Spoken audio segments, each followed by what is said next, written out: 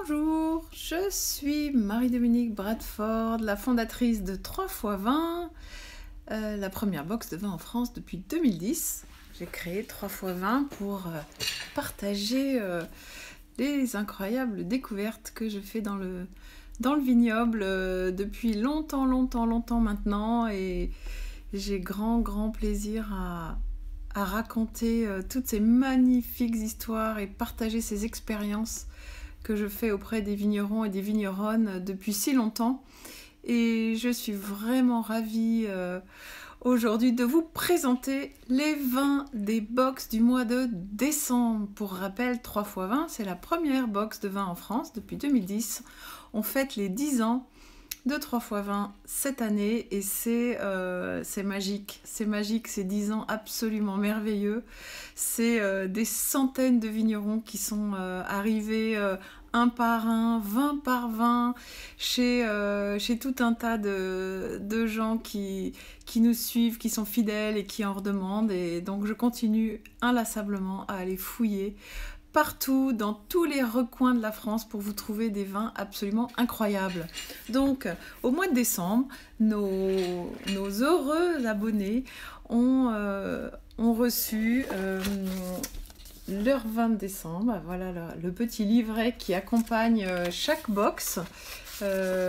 Avec toutes les explications, le partage d'expériences que je partage à mon tour avec vous pour vous raconter les merveilles qui arrivent à domicile chez nos abonnés très fidèles. Donc, on va commencer. Alors, juste pour récap, on a 4 box différentes qui grimpent comme ça progressivement de gamme en gamme. De la plus simple à la plus complexe, et donc on en a 4 différentes, 2 bouteilles, 3 bouteilles, et puis ensuite en plus premium, 2 bouteilles et 3 bouteilles. Donc je vais vous les détailler un petit peu en vous racontant ce qu'elles contiennent. Alors on va commencer par la box Taste Vin du mois de décembre, que les abonnés ont reçu il y a déjà quelques jours, et dont les vins viennent d'être mis en ligne pour pouvoir racheter ses propres coups de cœur une fois qu'on les a dégustés. Donc, je vous présente la box Taste Vin du mois de décembre, qui est ces 2 magnifiques bouteilles.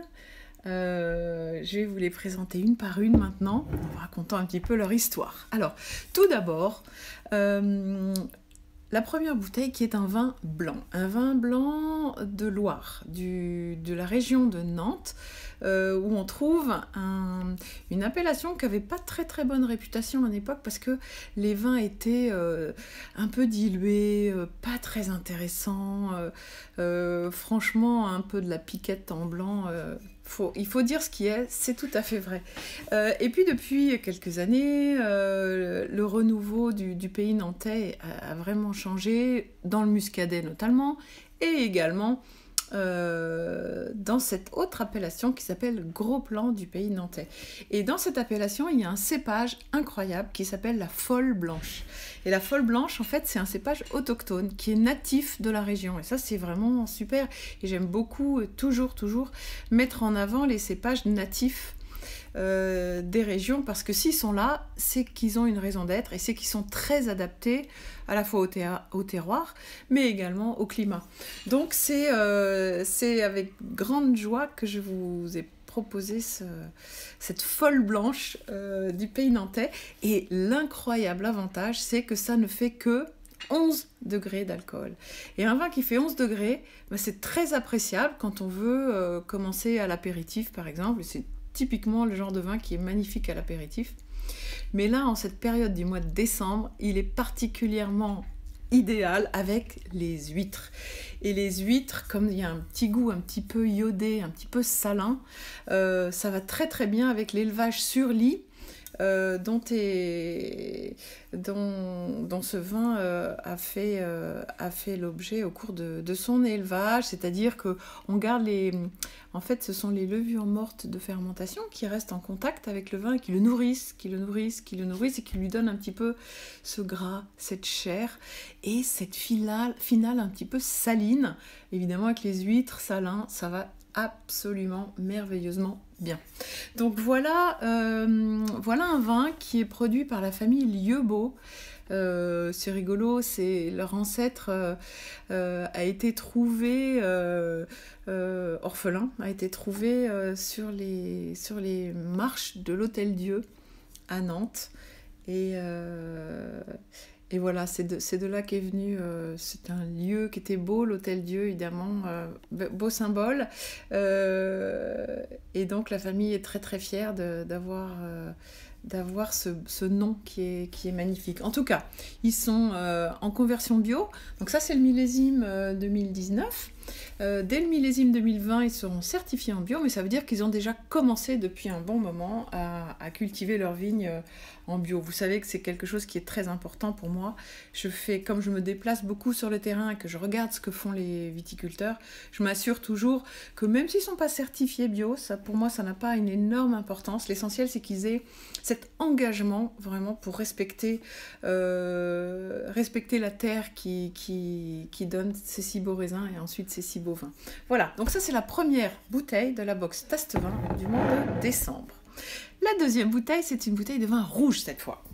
Et alors là, on part de Nantes où il fait beau, hein, mais il y a quand même pas mal de pluie, on va dire, et un temps pas toujours aussi ensoleillé que à cet endroit dans les Côtes-du-Rhône où il y a une tradition très marquée qui est la course à la cocarde. C'est toute la région autour de Nîmes, dans le sud de la vallée du Rhône, c'est la course à la cocarde.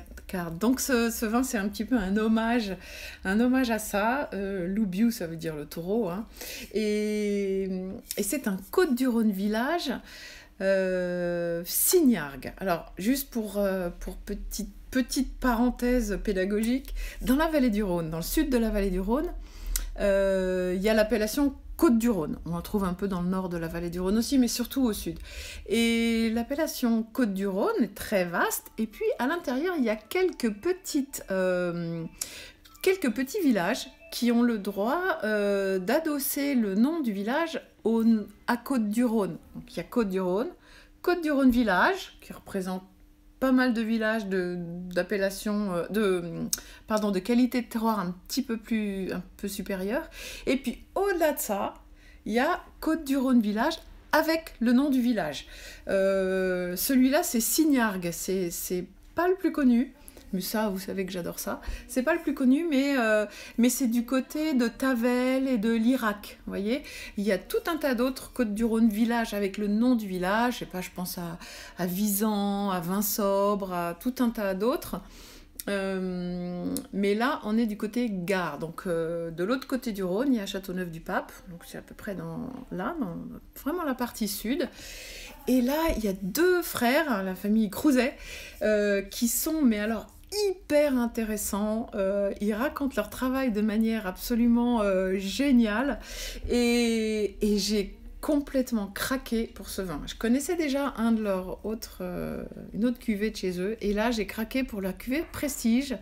Et en fait, chez 3x20 en décembre, on a un peu mis le paquet pour vous faire profiter de la cuvée Prestige de ce domaine, pour vous faire plaisir, pour vous dire merci. Même si, habituellement, elle serait plutôt dans la catégorie au-dessus, mais là, on a vraiment eu envie de vous faire plaisir, exceptionnellement, encore plus que d'habitude, on va dire. Et donc, la cuvée Loubiou des frères Crouzet, que vous allez adorer. Donc, évidemment, hein, comme on est dans la vallée du Rhône, dedans, il y a de la Syrah, hein, c'est à peu près une grosse moitié de Syrah. Ensuite, il y a du Mourvèdre. Le Mourvèdre, c'est un cépage qui donne beaucoup de structure, hein, qui est très intéressant de ce point de vue-là.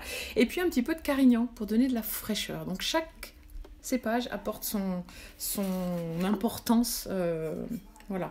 Donc ça, Côtes-du-Rhône village Signargues 2018, du domaine de Magalhães. Ce sont les frères Crouzet qui dirigent ce domaine. Et là, c'est du velours.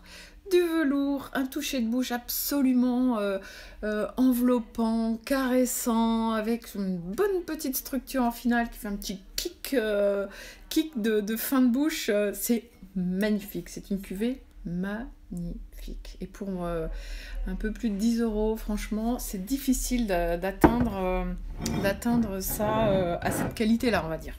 Voilà, donc ça c'était la box Taste Vin du mois de novembre 2020. Ensuite, quand on est abonné buissonnier, on a ces 2 bouteilles que je viens de décrire, et à cela se rajoute une troisième d'une gamme intermédiaire, donc un peu plus haut de gamme. Et là, j'ai voulu jouer le classicisme. Donc à Noël, on imagine une table de fête. Je sais, vous ne serez pas très nombreux cette année, mais c'est pas grave. Vous allez quand même vous régaler. Et un vin de Bordeaux classique, mais hyper bien fait. Ça va être vraiment l'idéal. Donc là, on est chez les frères Todeschini. Les frères Todeschini, c'est eux qui sont propriétaires, encore avec leurs parents, que je connais vraiment bien depuis plus de 20 ans. Ils sont propriétaires du château Mango à Saint-Émilion. Et puis, 7 km à l'est de Saint-Émilion, de leur propriété de Saint-Émilion, ils ont un autre domaine qui s'appelle le château La Brande. Là, vous devez le voir en inversé, mais c'est pas grave. Château La Brande en Côte de Castillon. Donc, c'est la continuité de ce qu'on appelle la côte Pavie à Saint-Émilion qui continue. On passe de là, juste en continuant la route, on arrive ici. Et le château La Brande, c'est donc la deuxième propriété des frères Todeschini.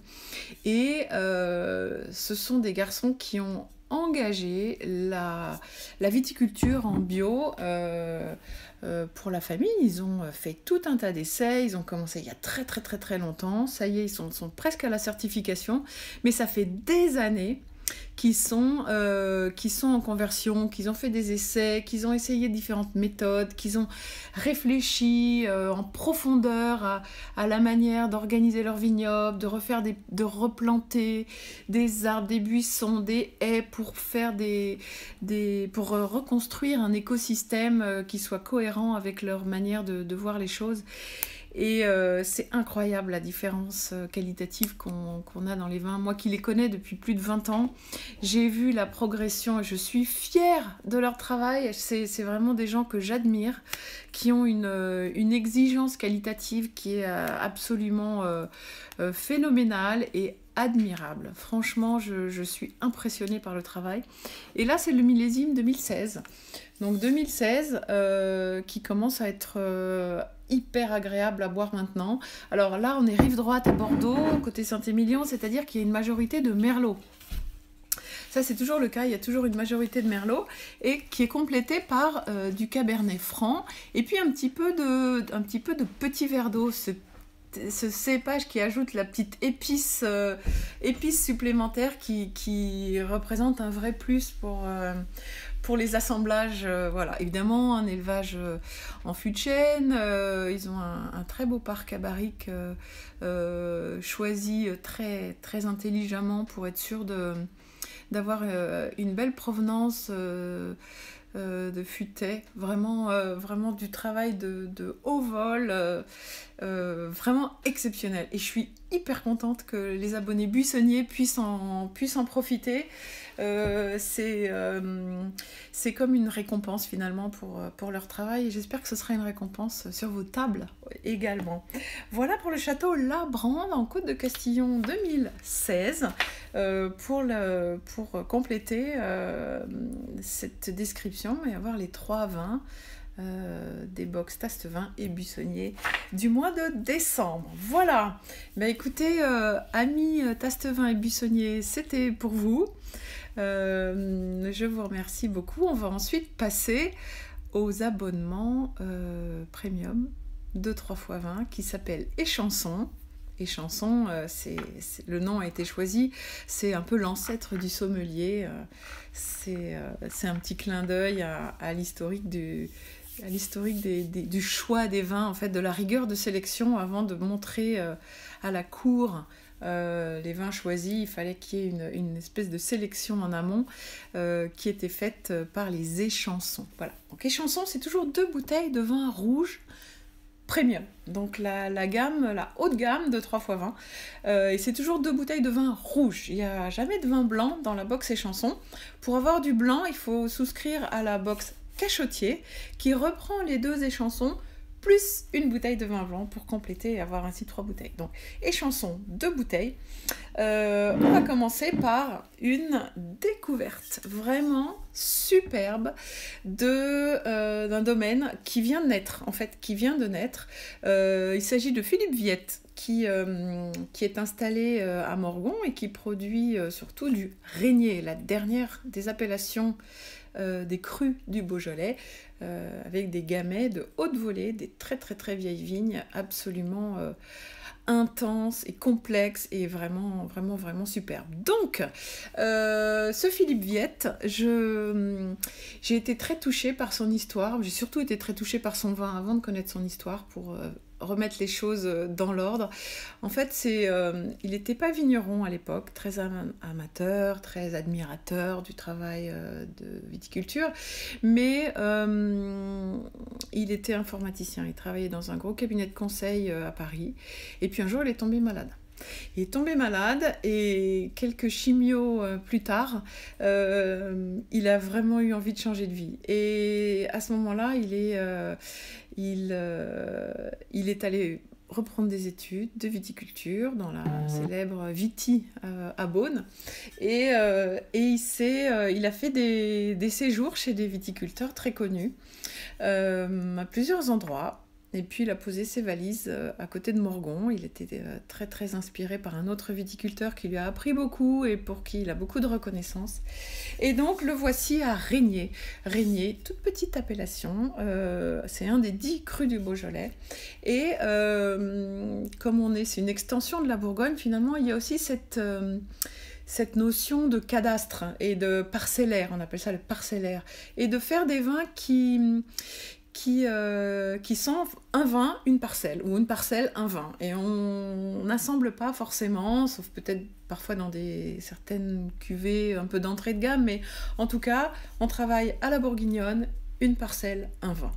Et dans cette parcelle qui s'appelle la Haute-Ronze, elle est tellement abrupte qu'on arrive jusqu'à 500 mètres d'altitude. Et dans le Beaujolais, c'est pas la haute montagne, hein, donc 500 mètres d'altitude, dans cette région qui est quand même très vallonnée, hein, le nord du Beaujolais est très vallonné, et là on est quasiment à 500 mètres d'altitude. Ça fait des nuits plus fraîches, ça donne plus d'acidité dans les vins, ça donne un équilibre qui est absolument parfait, et franchement, j'ai été complètement bluffée par la qualité de ce vin, et j'ai eu envie de montrer à nos échansons et cachotiers cette petite merveille d'équilibre. C'est un vin qui est digeste, qui a à la fois de la concentration, de la longueur, qui est délié, mais avec quand même une structure. Ça veut dire qu'on pourra même le garder pour ceux qui ont envie d'en racheter quelques bouteilles. C'est un vin qu'on peut garder quelques années, qui va se déployer progressivement, qui est absolument magnifique. Donc ça, vous connaissez mon amour pour la Bourgogne, puisque c'est ma région d'origine, mais par extension pour le Beaujolais, je trouve que ça fait partie des meilleurs rapports qualité-prix de beaucoup de régions, tellement il y a des merveilles. Et franchement, je découvre tout le temps des nouveaux domaines, ou des gens qui reprennent des domaines et qui font des choses absolument superbes. Et là, franchement, c'est un gros coup de cœur. Marido, là vraiment j'ai adoré. Et il fait aussi un Beaujolais Village que j'ai acheté pour la cave à Paris, enfin bref, ruez-vous sur ce vin. Philippe Viette, petit nouveau 2019, c'est son premier millésime, mais franchement à suivre parce que il a un grand avenir. En plus c'est une belle personne, un personnage très attachant. Et on sent ça dans son vin. Finalement, c'est un vin qui a la gueule du vigneron qui l'a fait. Et ça me touche. Franchement, ça a de la valeur quelque part aussi. Deuxième vin et chanson. Je suis désolée, je suis hyper bavarde. Il faudrait que j'arrête un peu de parler, mais j'ai trop de choses à vous raconter. Là, c'est Pic Saint-Loup. Pic Saint-Loup, super appellation. On est dans le Languedoc, mais dans la partie haute du Languedoc, dans le Haut-Languedoc, je crois que ça s'appelle là. Pic Saint-Loup, c'est une petite montagne avec des amplitudes thermiques qui sont hyper importantes dans ces endroits où il fait très chaud. Finalement, les nuits fraîches, je viens d'en parler juste avant, mais c'est encore plus valable aux endroits où il fait très chaud. Et on a là un vin incroyable. Franchement, en hiver où on a envie d'être un peu cocooné, réconforté, voilà un vin pour ça. C'est pas pour autant de la confiture de raisin surmûri, loin de là, parce que alors je déteste les vins qui sont voilà, trop riches et qui juste cherchent à époustoufler sans avoir de fond, sans avoir de nerfs et de colonne vertébrale. Voilà, ben ça c'est un vin qui a de la générosité, mais qui a une belle colonne vertébrale, qui lui donne cette longueur en bouche, qui le propulse en avant avec une belle longueur. Du coup, l'assemblage là, je regarde à nouveau. Oui, moitié Syrah. Moitié Syrah, c'est ça qui va lui donner son petit côté un peu épicé, velouté. Donc moitié Syrah, Grenache aussi, et puis avec une petite pointe. Grenache c'est normal, hein, il y a quasiment presque que ça dans le coin. Mais il y a 5% de cinsault. Et le cinsault, c'est un cépage qui, à l'origine, était utilisé pour faire des rosés. Donc pas beaucoup de considération pour un cépage qui est seulement destiné au rosé. Ça, c'était avant. Aujourd'hui, très très différent. Le cinsault sert à affiner.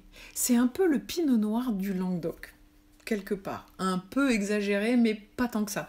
C'est un cépage qui a beaucoup de finesse et qui donne cette finesse, cette longueur, cette dentelle dont on a besoin dans les vins qui sont un peu plus riches, un peu plus denses. Jean-Baptiste Peyrol, à Vaquières. Personnage très attachant également, j'aime beaucoup son travail, je crois que j'ai dû vous proposer quasiment toutes ses cuvées. Ça c'est la petite dernière. Voilà, une jolie parcelle, pareil, hein, l'optique parcellaire, je suis assez attachée à ça parce que j'aime bien que chaque terroir montre dans chaque vin son identité. C'est pas que du jus de raisin, c'est du jus de raisin d'un endroit précis, le vin pour moi, hein, dans ma philosophie, et là je retrouve exactement ça. Donc voilà, un Pic Saint-Loup 2018 de Jean-Baptiste Peyrol à Vaquières, voilà, en Pic Saint-Loup, donc au pied, sur le piémont du Pic Saint-Loup, qui regarde les vignes de haut et qui apporte sa fraîcheur des nuits plus fraîches et du côté un peu plus montagneux du Languedoc. Donc voilà pour la box et chansons, décembre 2020. Deux magnifiques vins, un régnier parcellaire de haute volée de Philippe Viette, et puis ce Pic Saint-Loup parcellaire de haute volée de Jean-Baptiste Peyrol. Voilà pour la box et chansons. On gâte beaucoup nos abonnés, et tant mieux. C'est comme ça aussi on a vos retours, hein, qui sont toujours très encourageants. Donc on continue dans la même lignée, ça fait 10 ans, on va pas s'arrêter là. Je finis par le dernier vin qui est le Cachotier, le vin blanc de la box Cachotier. Donc c'est donc les mêmes 2 bouteilles que les chansons, mais on rajoute une bouteille de vin blanc, vous voyez par transparence, c'est une bouteille de vin blanc. Cette fois c'est un Sancerre. Encore une cuvée parcellaire. Là il s'agit d'une parcelle qui s'appelle les Montachins. Les Montachins en 2018, c'est une parcelle qui est toute petite, elle ne fait que 90 arts, donc c'est un jardin, c'est un grand jardin on va dire.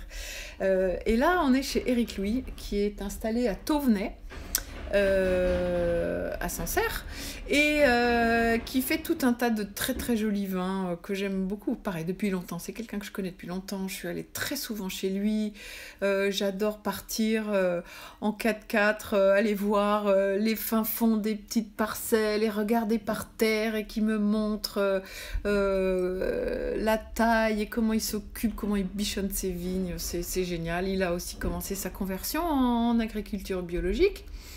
Et il sera certifié pour le millésime 2020. Là, c'est le millésime 2018. Voilà. Et alors là, la particularité de ce vin-là, c'est son terroir. Vous savez, Sancerre, il y a 2 terroirs majoritaires. Il y a celui qui est sur les caillottes, c'est-à-dire les parcelles très calcaires, hein, avec beaucoup de calcaire, de cette pierre blanche qui absorbe l'humidité et qui la restitue quand la vigne en a besoin. Donc ça se voit, hein, les cailloux sont vraiment blancs entre les vignes, on voit très bien. Et puis il y a également un autre terroir très distinctif à Sancerre, qui est un terroir de silex. Et vous savez, il suffit de marcher dans les vignes, entre les rangs de vignes, là, on avance, on regarde par terre et on piétine d'autres sortes de cailloux qui sont beaucoup moins blancs, mais qui sont du silex. Vous savez, le silex, ça donne ces petites notes de pierre à fusil quand les vins vieillissent un petit peu. Et en fait, c'est marrant parce qu'il suffit de prendre 2 morceaux de silex, on les frotte comme ça, tac, tac, tac, tac, tac, tac, tac, et ça sent la pierre à fusil. C'est incroyable. J'adore faire ça, je ramasse des pierres, on les frotte et on sent, et là on se dit ah oui, ok.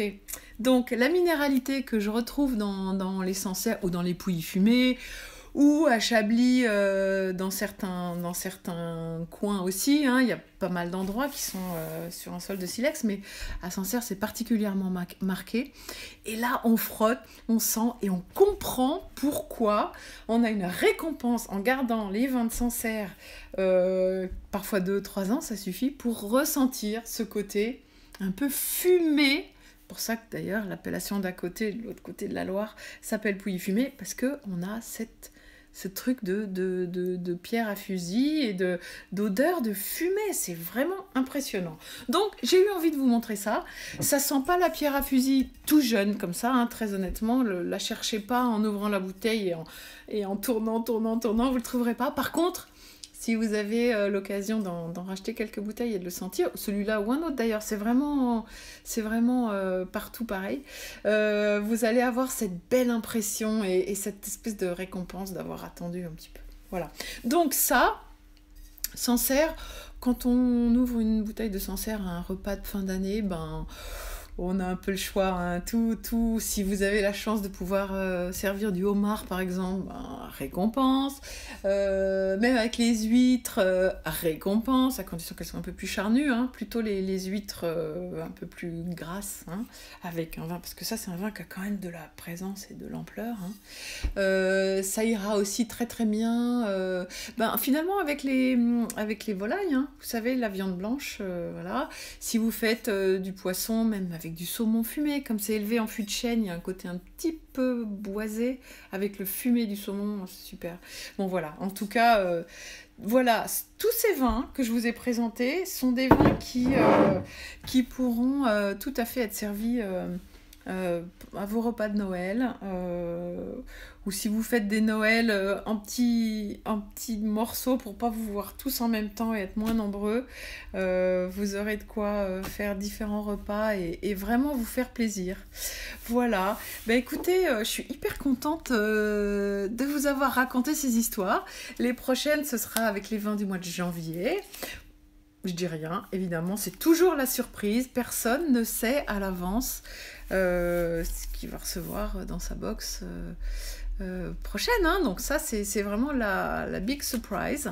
Donc je vous souhaite à tous de très bonnes fêtes de fin d'année. Je voudrais surtout vous remercier de votre fidélité. Vous n'imaginez pas à quel point ça me donne des encouragements pour continuer à vraiment aller fouiller, là, même si là c'est beaucoup plus difficile, hein. Franchement, aller se déplacer sur le terrain c'est difficile en ce moment, mais heureusement j'ai plein de vins d'avance, j'ai plus de vins que la place pour les proposer. J'ai tellement envie de partager ce que je ressens, ce que je découvre, de vous raconter les histoires. Donc voilà, merci de nous suivre. Vous êtes vraiment super sur les réseaux. On essaye aussi de vous raconter un peu la vie des vins. Je suis très très contente d'être là avec vous et je vous souhaite une bonne soirée et surtout de très belles fêtes de fin d'année. Et on se retrouve l'année prochaine, hein. Allez, merci beaucoup et à très bientôt. Merci.